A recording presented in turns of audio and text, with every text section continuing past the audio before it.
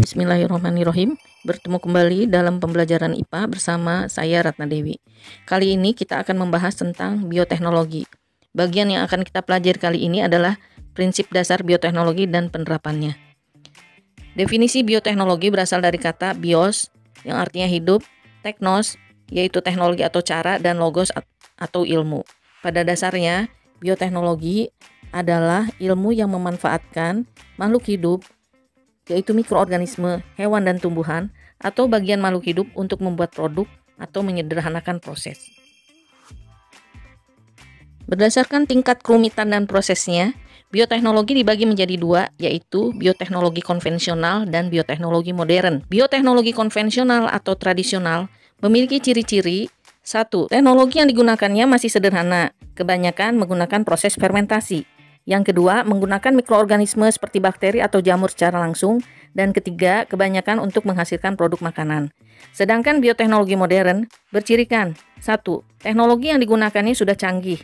2. Memakai prinsip-prinsip biokimia, biomolekuler, dan rekayasa genetik, sehingga biaya produksi lumayan mahal dan hasil produknya dalam skala besar. Namun, pada video kali ini kita akan membahas lebih lanjut tentang penerapan bioteknologi konvensional yang diaplikasikan dalam bidang pangan untuk pembuatan bahan makanan, bidang kesehatan untuk pembuatan obat-obatan, dan bidang lingkungan dalam pembuatan energi ramah lingkungan, pengelolaan limbah, dan pemisahan biji logam.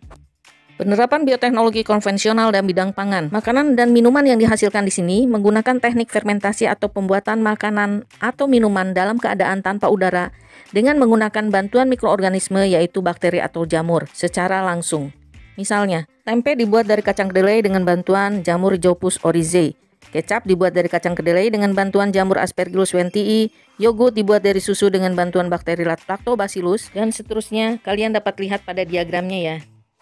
Agar lebih paham tentang teknik fermentasi, mari kita amati teknik fermentasi pada pembuatan tempe.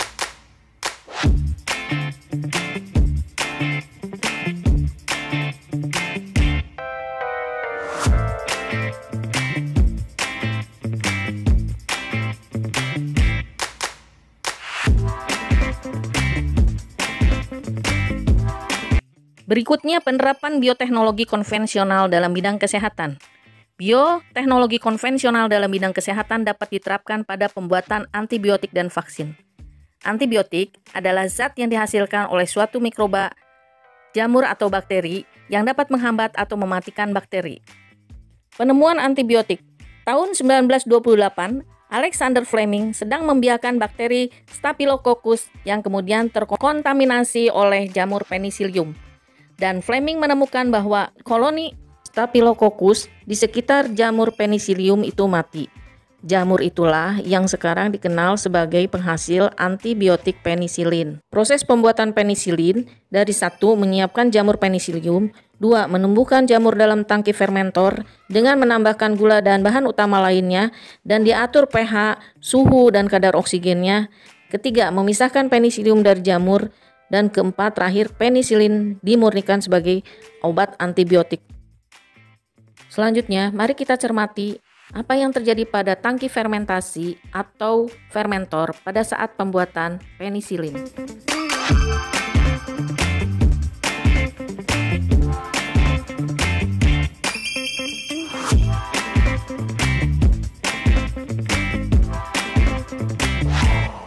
Penerapan bioteknologi konvensional bidang kesehatan selanjutnya adalah pembuatan vaksin. Vaksin adalah mikroorganisme yang telah dilemahkan atau toksinnya dimatikan sehingga dapat digunakan untuk meningkatkan imunitas. Secara konvensional, pelemahan kuman dilakukan dengan pemanasan atau pemberian bahan kimia.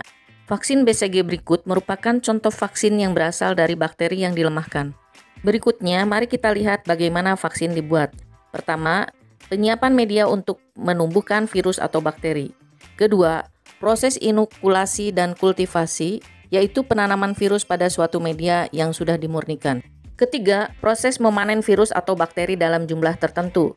Keempat, proses pemurnian virus atau bakteri yang sudah tumbuh akan dihilangkan zat-zat yang tidak sesuai dengan produk vaksin.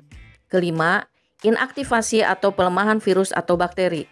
Keenam, formulasi, yaitu menambahkan zat-zat tambahan. Ketujuh, pengisian vaksin ke dalam botol atau vial. Terakhir, pemasangan label sebelum didistribusikan. Penerapan bioteknologi konvensional dalam bidang lingkungan. Bioteknologi konvensional, beberapa mikroorganisme dapat dimanfaatkan sebagai penghasil energi, pembersih tumpahan minyak, dan pemisahan logam dari bijinya. Penerapan bioteknologi konvensional dalam pembuatan bahan bakar alternatif biogas. Biogas dapat terbuat dari sampah organik atau kotoran hewan. Biogas adalah gas metana yang diproduksi bakteri Methanobacterium. Awalnya adalah pengumpulan kotoran sapi di bak pengaduk, lalu akan masuk ke tangki digester. Di dalam tangki digester terjadi fermentasi dan terbentuk gas metana yang akan dialirkan untuk keperluan energi yang dimanfaatkan misalkan untuk memasak dan penerangan. Pembentukan biogas akan menghasilkan zat sisa buangan yang terdiri atas ampas dan air yang ditampung dalam bak pembuangan. Zat sisa ini dipakai sebagai pupuk bagi tanaman sehingga dapat menjadikan tanaman menjadi subur. Penerapan bioteknologi konvensional pada pencemaran tumpahan minyak atau oil spill. Tumpahan minyak harus segera dibersihkan karena dapat menyebabkan kematian organisme.